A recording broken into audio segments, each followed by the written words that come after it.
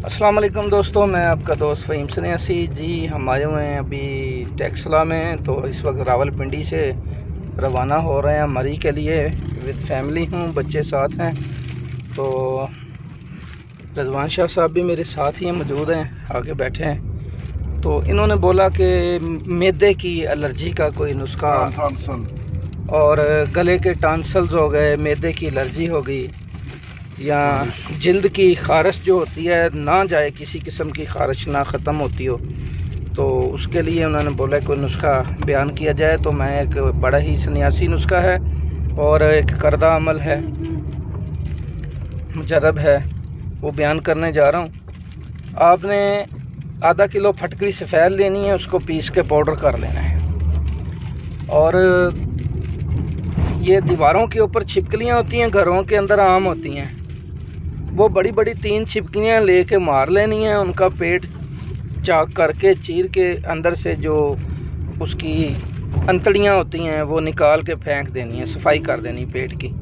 उसके बाद साबुत छिपकलियों का कीमा कर लेना है, कूट कर कीमा कर लें। अब जो फटकड़ी आधा किलो आपने पीसी है, रोगनी कुज्जी के अंदर, हंडिया के अंदर 1 पाव फटकड़ी बिछा दें। उसके ऊपर ये कीमे का सफ़ूफ बिछा दें। उसके ऊपर फिर फटकड़ी डाल के इसको बंद कील हिकमत करके इसको 20 से रोपलों की गड़े की आग दे दें। 10 से रोपलें नीचे डालें, 10 से ऊपर डालें और इसको 20 से रोपलों की आग दे दें।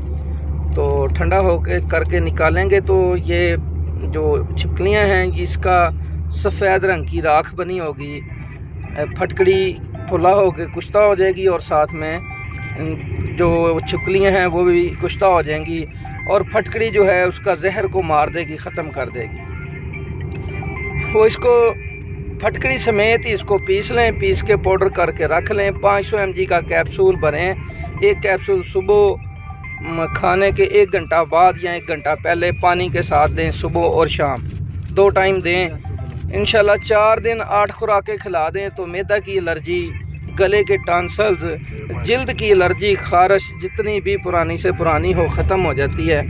तो ये रज़वान शाह साहब की फरमाइश पे नुस्खा दिया है। टॉन्सिल्स के बहुत सारे मरीज़ होते हैं, दवाइयाँ ले ले थक जाते हैं, ठीक नहीं होते टॉन्सिल।